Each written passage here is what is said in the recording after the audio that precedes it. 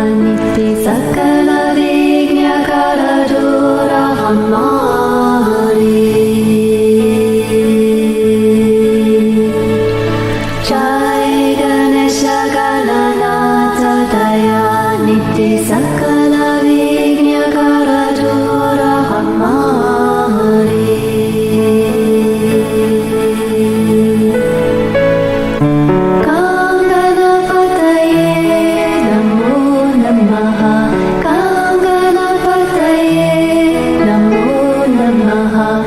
Ganganapataye namo namaha.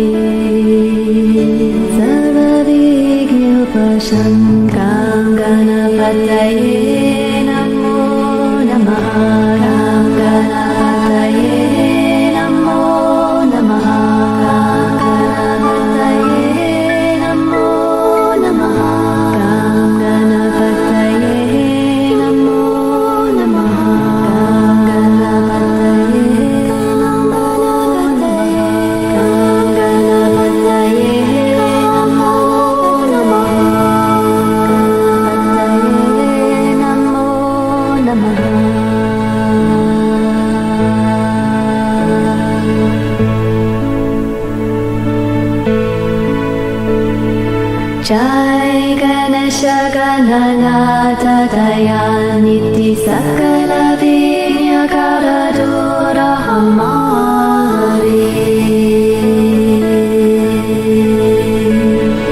Jai Ganesha Gananatha Dayaniti Sakala Vignakara Dura Hamari.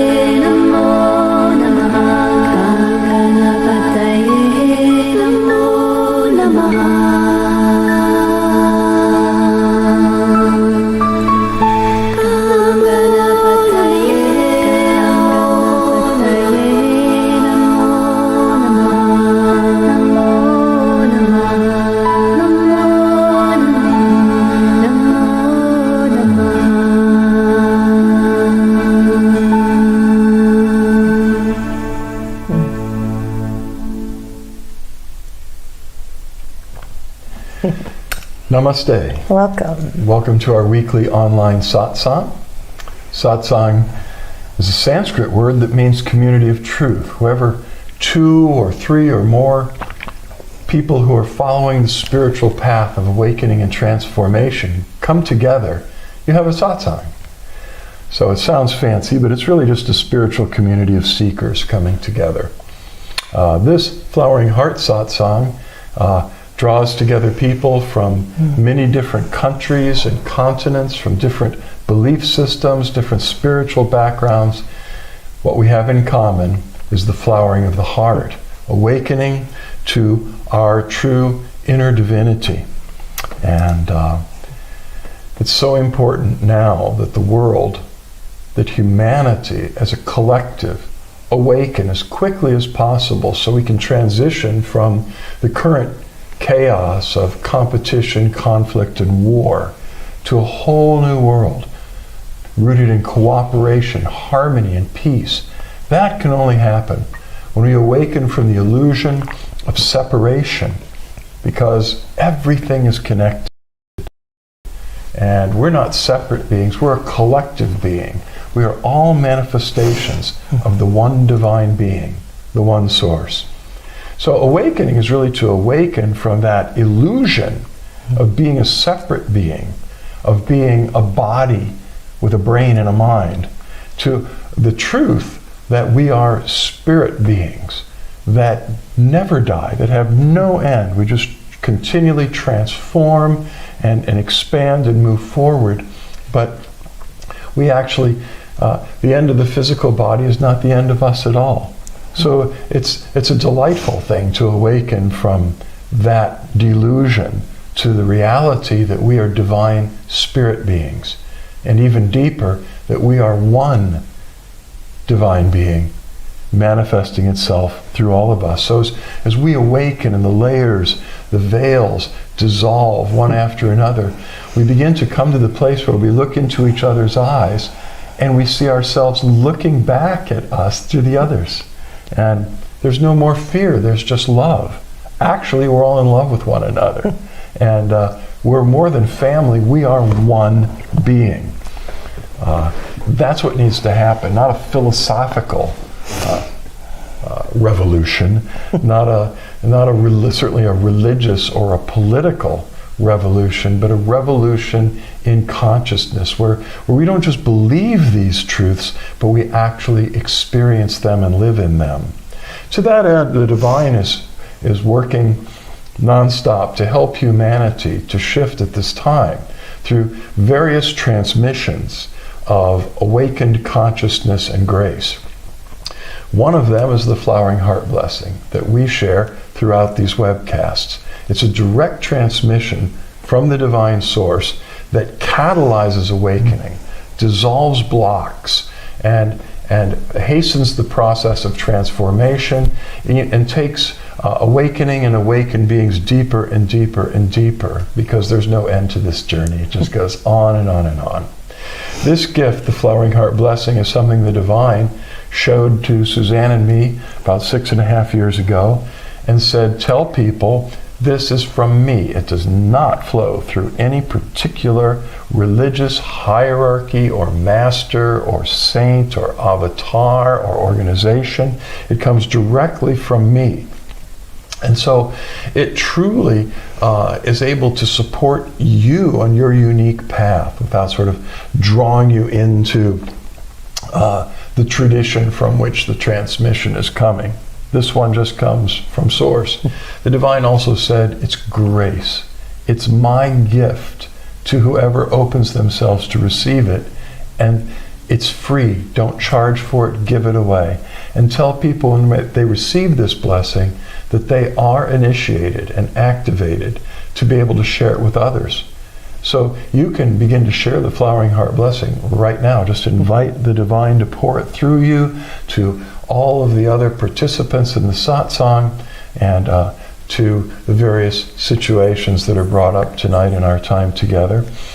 You can do it on your own, at home.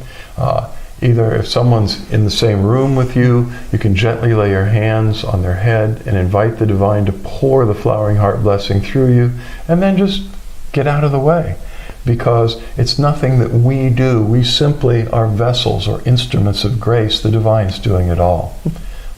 And you can also share it in meditation or prayer through intention at any distance, because this blessing is spirit. And spirit is unbounded by time and by space. So if you had someone on the phone with you and you began to share the Flowering Heart Blessing with them and they're on the other side of the planet, they might feel that grace, that energy, that presence instantly, because it's that fast. It's instantaneous. So please do that. Share this blessing. Feel free to start a blessing group if you don't have one in your community. invite a friend or two to come together.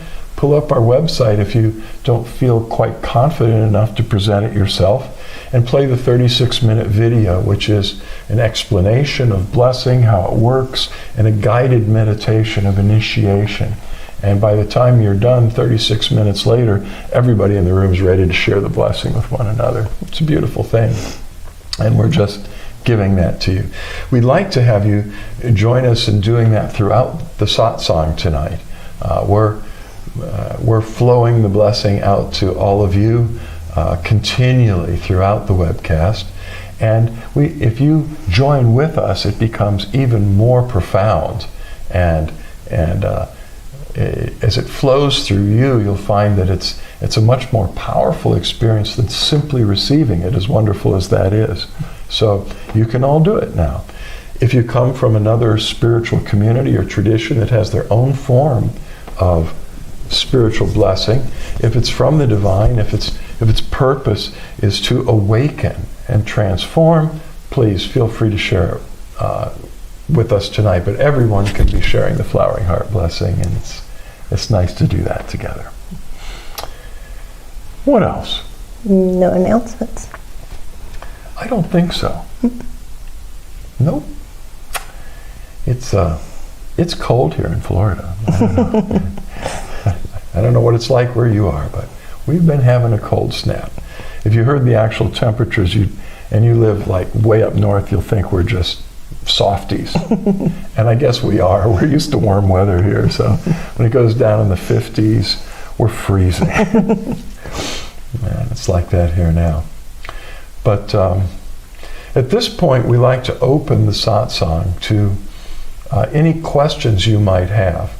If you're seeking insight, clarity, deeper understanding about something that's going on in your own spiritual journey or your spiritual practice or just the spiritual path in general, if you pose that question, it brings inspiration that all of us benefit from. So we'll take a few minutes and hope that you have a question or two for us tonight. Seems like you always have great ones.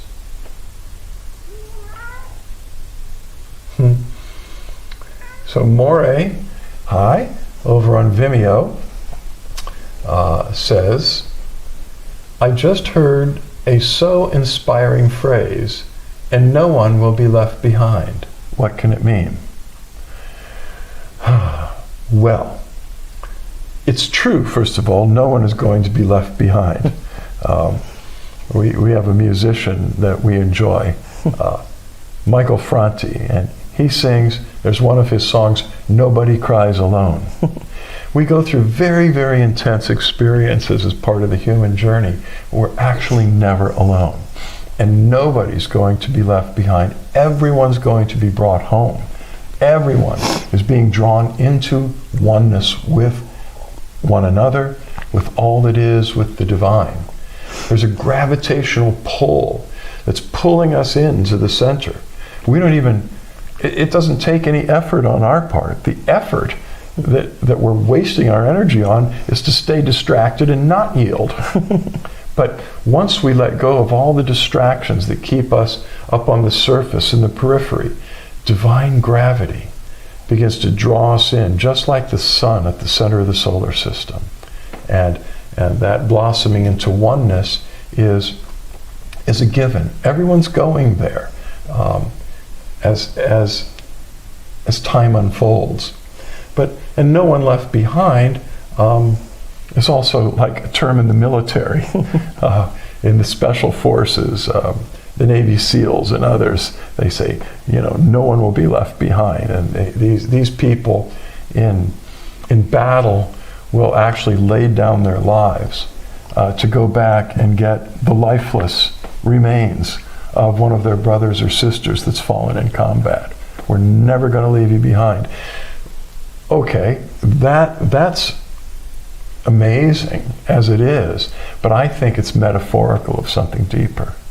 There's something wired into humanity, because we are one being, because we're family, that the divine and all of us are not going to leave anyone alone. Everyone is going to come home. And it's one of the things I like about the bodhisattva vow and ideal. In Buddhism, the ultimate goal would be nirvana, which would be the extinction of the egoic existence in nirvana. But one of the Buddha's disciples, direct disciples, Avalokiteshvara, the Lord who looks down, or the Lord who is listening to the suffering of the masses, was the name, the religious name taken on by this disciple of the Buddha.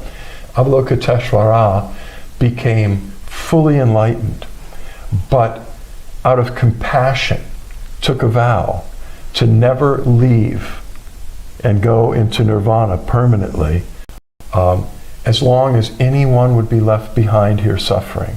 And so Avalokiteshvara has been fully engaged here since the time of Buddha. You may be more familiar with Avalokiteshvara by the Tibetan name. In Tibet they call him Chenrezig. Avalokiteshvara kind of journeyed out from India into other parts of the world and manifested as Chenrezig, the patron saint of Tibet and Tibetan Buddhism, and then later in China as the one that we probably know best, Kuan Yin. And by that time, Avalokiteshvara had completely metamorphosized into a divine goddess, and is often referred to as the goddess of compassion. But really, that bodhisattva embodied in a very real way the feminine divine that protects and nurtures and looks out for, like a mother, her children. And that was the beginning of the whole concept of none of us are really fully free until we're all free. So a lot of us are committed to being part of this work that's not only for us, and in fact, it really gets much more healthy and much more fun when we're not just working for our own liberation and enlightenment, but we're recognizing ever more deeply that we're all one. So if you work to help me to expand and to grow, you're helping yourself. And if I help you, I'm helping myself, and we're all working together. In this journey, we keep repeating on how important it is that we do the inner work, but that question drives it home even more, because the deeper we go in not feeling separate, but feeling that oneness and feeling oneness with the divine, the greater that gets, the greater the capacity we have for those that are feeling separate or alone. And it's really at the core of it, of people reacting in a way that might not be full of compassion or love or grace, is to show them compassion and love and grace. And we can't show them or share that with them until we have experienced it ourselves. So once we get a greater capacity for that, we're helping those that feel separate and alone to see life in a different perspective and to feel and experience something more than themselves. And like Michael said, the more that we help others, we're helping ourselves and the whole world by showing this unconditional love and compassion. And then nobody will be left behind, because it goes out like a ripple effect. We've talked over the years about the 6 basic needs of the mind or of the ego. And one is stability and certainty. We need to have some confidence that when we take a step, the earth will be there. So certainty, but too much of that would be incredibly boring. So that's balanced with variety. We also need surprise, variety, and so when there's a balance of certainty and variety, we're on an even keel. And then there's the need for significance. We need to feel like our lives mean something and that we're significant. But too much of that, and you're quite the narcissistic, egocentric problem person. And we see all too much of that today because people feel so insignificant and irrelevant. And so there's a deep need of the ego to Be important. To be important. Okay, but that needs to be balanced with the need to love and be loved. And so when we're balancing the healthy need for significance and meaning with the need to love and to give ourselves in love and to receive love, there's a balance in our lives. There are two others, and this is what I was ultimately getting at, is the need for personal growth and contribution. If we have all six of these things working in balance, the need for certainty, for variety, for significance, for love, for growth, and for contribution, we will actually be happy and balanced human beings. Now those last two, though, are the most important, growth and contribution. If we prioritize spiritual growth, personal growth, and making a contribution to the greater good, if that's prioritized in our lives, then those other four needs will naturally come. Significance will be heaped upon you. You will be loved and have opportunities to love. You'll have stability and certainty and fun, surprising variety in your life. But what tends to happen is we can get out of balance and we can put too much energy into personal growth, all seeking our own enlightenment, our own transformation. And if that happens, we may not be making as much of a contribution to the greater good. On the other hand, there are people that are predisposed to pouring out their lives in service to the greater good without balancing that with personal spiritual practice and personal growth. So those two things need to be balanced in our lives, and it's a really important thing that's not hard to do. One last thing about this being left behind. The first time I heard that phrase wasn't in reference to the special forces, military. It wasn't in terms of spirituality. It was fundamentalism. And had been exposed many, many years ago to evangelical fundamental Christianity. And there were two different ways that were being used to win souls to Christ. One was to just shower people with the love of God and show them how much love God has for us and the incredible, miraculous love that flows through the Christ. Now, I always preferred that approach. The other approach is fear. And it's used a lot in religion, just like it is in so many other things today on this planet to move people. But there is this very strong movement in fundamentalism saying that you're damned, you're condemned to eternal judgment unless you accept Jesus as your Lord and Savior. And you don't want to go to hell. Hell is a bad place. You will be tormented forever. And once that happens, there's no chance of redemption ever. It's permanent. And there was actually this movie that came out that I was invited to go see, and it was called Left Behind.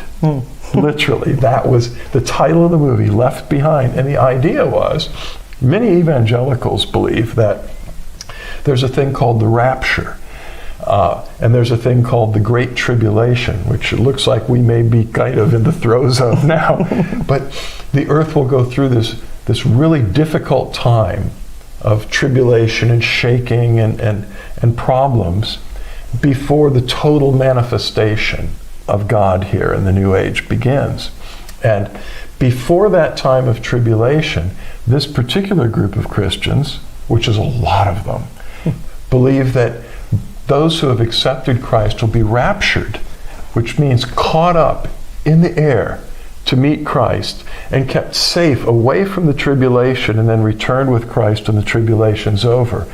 But everybody else who hasn't converted will be left behind. So if that gets into you, go, oh no, I don't want to be left behind. I sure don't want to be condemned forever. I need to be converted because I'm afraid. Exactly. So their fear was the tool. And this movie was horrible because it showed what happened to the people who were left behind at the rapture. I find all that interesting because in Christ's own words, he said, don't let anyone deceive you. That day will not come until after the tribulation. And he said, immediately after the tribulation of those days, there will be a great sign in the heavens, and the trumpet will blow, and Michael the archangel will intervene, and there will be this transformation of the world into the kingdom of God. He's very clear. Immediately after, he says, but nobody wants to think about having to go through difficult times. We don't have to think about it now. We're going through difficult times. So there's this religious belief that you wouldn't have to, that if you just have the right beliefs and you live the right way and you do what your religion says, you'll just be caught up out of the world and then brought back when it's all over. So this statement, and no one will be left behind, is like a direct answer to that. Nope. No one is going to be left behind. We're all family. So, see, one little phrase can just trigger a really great discussion. Yeah. What else did she say? There's so much suffering that I would like to see everyone comforted and repaired. Mm-hmm. Yes, indeed. And the more we grow, the more we have the capacity to bring that manifest on the earth right now. We have no idea how powerful our words, our actions, our thoughts, our emotions are, in whichever way they go. But I've just gotten really tired of so much polarization and so much my side, that side, I'm right, you're wrong. Doesn't matter where it's coming from. All of that is coming from fear, the mind, the ego, and a sense of separation. When I hear things now, I go into my heart and ask, is that true for me? Is that coming from my highest self? Is that in my belief system? And the greater we do that, the more we can step away from the insanity that's going and be that pillar of light, be the eye of the hurricane, and do our best to, grab as many people out of the hurricane as we can, not because we're trying to fix them, but because people need relief and compassion, gentleness, kindness, and that's how we can do it, just smiling at one person or one little gesture at a time in the right place. And it's always in the right place when it's coming from your heart. Indeed. I noticed that over the years, some of you know my story, some don't. It doesn't matter. I've been involved with spirituality in different organized religions for over 50 years. And I've learned so much. And at this point, I have to say I am an interfaith minister. I see the validity and the working of the divine presence through all the great spiritual traditions. They all have value.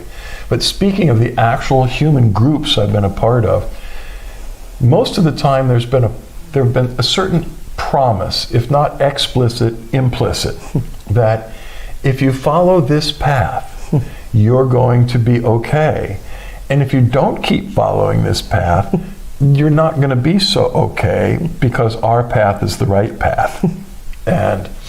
And so there was always this, because when you have been a part of dozens of different spiritual groups, I've had that day come where Spirit said, it's time for a change, move on. And there was always then that religious spirit of fear saying, what if you're wrong? What if this is a wrong step? You're giving up something that promises salvation to you, and you may go off the deep end. And I've been surprised at how often, and that includes in Eastern religions and esoteric groups. It's kind universal, unfortunately. When it comes to religion, we want to believe and do the right thing spiritually, which is religion. And we're afraid of the consequences if we screw up. And that's where we need to know that this is a case where the divine is looking at the sincerity of your heart and your intention.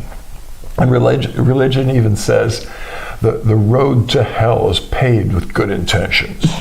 It doesn't matter what your intentions are, you've got to do the right religious things. And that's exactly wrong. The intentions are what it's all about. And the divine is actually looking at the human heart and seeing what is your intention. And here's what John Lewis responded: no one left behind, no judgment, no punishment, pure unconditional love. No one is left behind. Of course, I'm speaking of the afterlife. Well, I'm speaking of, yes, indeed, I get it. But I just expand it to this life, the eternal life, the all life. Yeah, but yeah, I like that a lot. That's true, and especially when we talk about the afterlife, because people have been given a notion that you could mess up and end up left behind on some loka or some bardo or some other dimension, or stuck in purgatory for eons, trying to work out all this stuff and get to the light. This is where it's really important to look at our programmings, because if we believe something strongly enough, we're going to see it everywhere in the world and make it manifest in our reality. So the last few years, I've been just very, very focused on staying in my heart and seeing and being in the kind of world that I'd like to be in, that I would like all of us to be in. And so when you're operating that way, you tend to see more people smiling, you see people laughing, you see people exercising, you see people doing acts of kindness. If you just keep single on it, and then when something arises or somebody irritates you or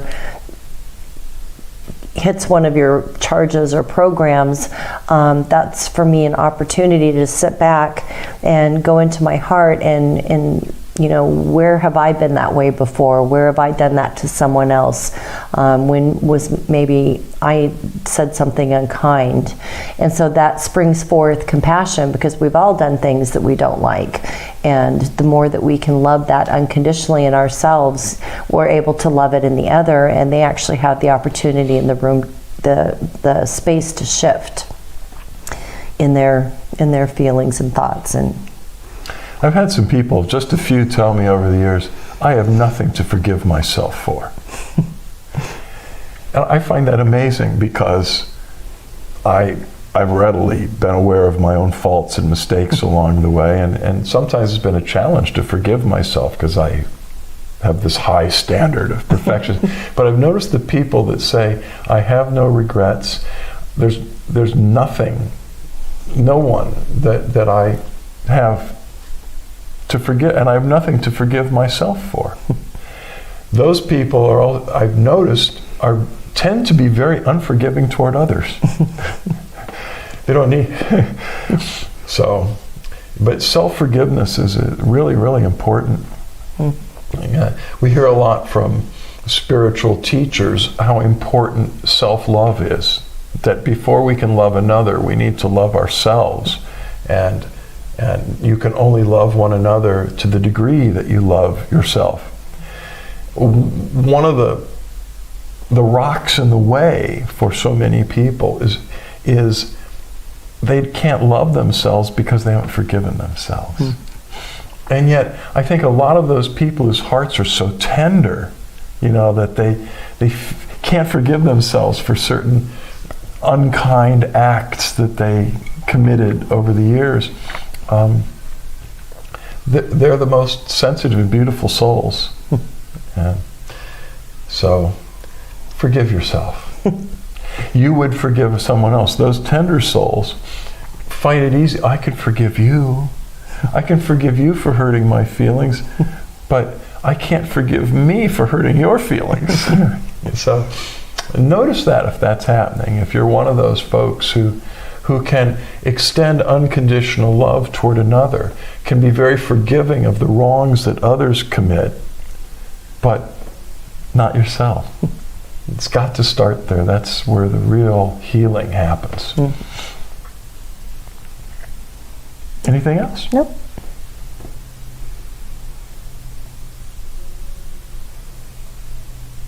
Maury writes, we live in so competitive cultures. Yeah. That's a lot of separation. A lot of separation and programming. And the fear that if I don't compete with you, you'll beat me. Right. And in a lot of spheres, that's true. You go out in the boxing ring and you don't fight, you will get beaten. So there are areas of the reality of human life where you have to compete. But it's my nature to avoid them as much as possible. I don't like to feed that in the collective consciousness. Even though playing games is fun, right? Sports are fun. Some people think wars are fun. I don't think so. And businesses trying to, like an amoeba, absorb all the other businesses. And you see all the little stores, mom and pops businesses and general stores being absorbed by the huge corporate conglomerates. And that's all competition too, you know? Yeah. And people are just, it's all coming from, again, it's all coming from fear, from not having what we need, not trusting that we have what we need, not trusting that the divine is going to provide for us. And when we make that shift to trust, then we can start actually looking at the way that we're consuming, or the way that we're competing with other people, or our purpose or reason for existing. Because if we're living in our minds and in fear and ego all day long, that's all we know. And so the shift from that into the heart makes you start to realize, like a couple years ago when there was the big run on toilet paper, everybody was freaking out. I have to have toilet paper. And it made me sit back and look around, and then I actually took inventory of how much toilet paper we use in a week. TMI. Well, no, I mean, it's like one roll, maybe two if we had a lot of people over, And so to stockpile 36 rolls of toilet paper was just coming from fear. I watched people brawling in the aisles of Walmart, fighting over packages of toilet paper. But it's just that we need to just keep deepening in our sense of trust and faith in the divine, and then we'll start to see that manifesting in our lives. John just posted, Emmett Fox wrote, "It doesn't matter what you have done. All is understood and forgiven 100 times over. My experience of the divine lines up perfectly with his writings." Nice. Thanks for sharing. Yeah. Beautiful. So there's not much you can do about what you've done except accept it and forgive it and grow. But what really does matter is what we do. What we do matters deeply. So thank you for all of that. Yeah, great. Awesome. Nice. Very nice. So, and if you're joining us tonight, if you could put a like or a love up at the top so that we can go through and see your name at the end. It really warms our heart to see who checked in and who's been watching. Indeed. It's very fun for us. Yep. And over in Vimeo, the only way we'll see that you were there is if you actually enter a comment. So you can say, Namaste, hi. And then we'll know you were there. All right, well, let's all close our eyes and open our hearts to receive some of this divine nurturance and love, grace we've been talking about. Tea.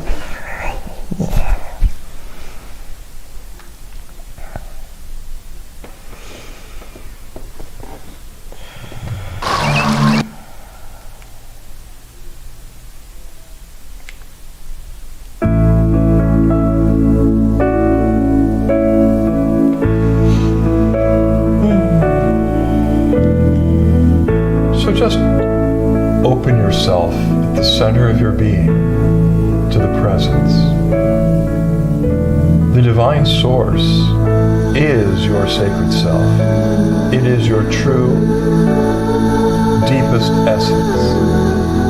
And it dwells within you at the center of your spiritual heart. Right now, just as you are. The divine that dwells in you is not just a drop of the ocean of divinity. It is the entire divine ocean. The fullness of the Godhead dwells within you. All powerful, all knowing, all wise, all unconditional love. The presence yearns to take you into its embrace and love you and heal you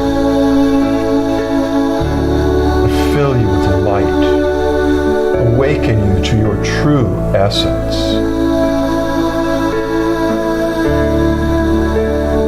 And flood all the layers of your being, spirit, soul, and body, relationships, connections with life and the world out to infinity. The divine yearns to begin to radiate out of your center and shine through you. And as that light shines through you, it enlightens your spirit. It transforms and restructures your soul, your thoughts, your feelings, clearing charges and programs and wrong thinking and beliefs, and replacing them with truth and light and love. It yearns to flood your physical body with healing grace, to melt away sickness and pain, to transform your physical being in oneness with spirit. So just allow the Flowering Heart blessing to flood your whole life. The presence knows exactly what you need and how to give it to you. Just receive.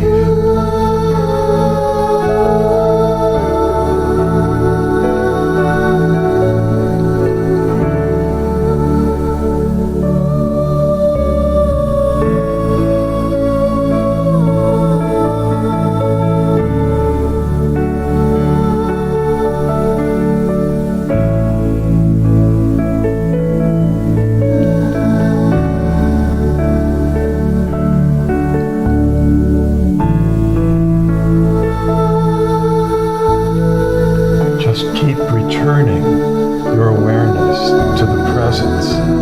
Keep soaking it in, drinking it in, receiving.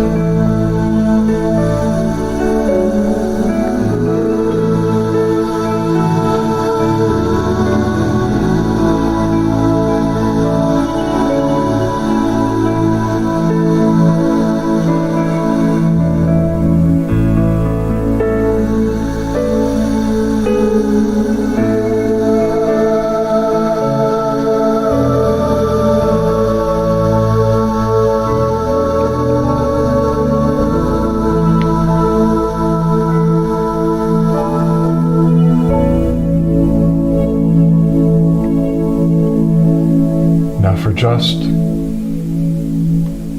a few moments,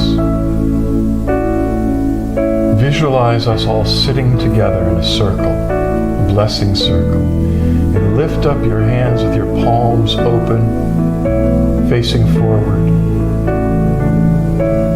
and invite the divine to pour the flowering heart blessing through you to all the other participants in the satsang.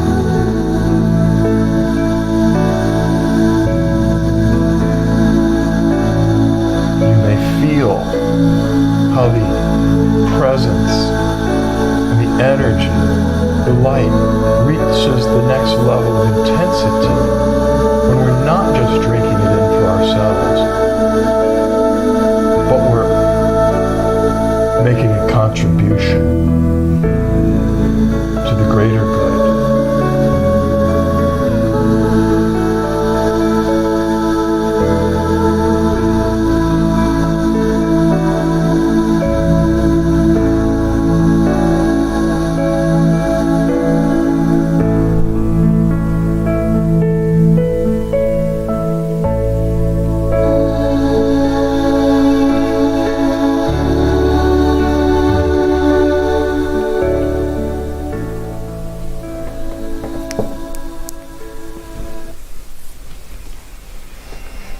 Okay, you can relax your hands now, and when you're ready, you could open your eyes and begin to make direct eye contact with one of us, Suzanne and or me. As we dive into the light meditation, the presence floods Suzanne and me and begins to pour through every bit of our being, through every part of us. Oceans of love and light and grace are flowing to you from the divine, especially through our eyes, which have been called the doorways of the soul. There's nothing for you to do, but just keep making direct eye contact with at least one of us, one of our eyes. And that light will begin to stream in through your eyes, into your spiritual heart, causing the light and the love to grow exponentially.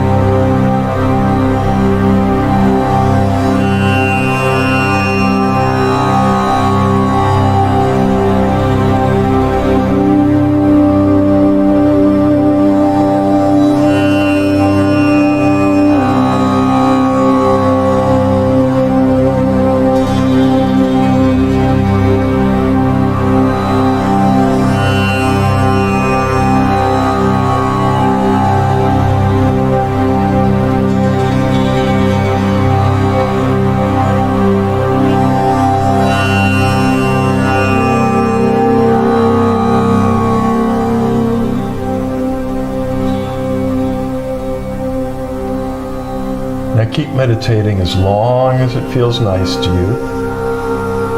Or lie down nearby in Shavasana. That's to lie on your back, with your eyes closed, your arms loosely at your sides, with your palms open, turned upward.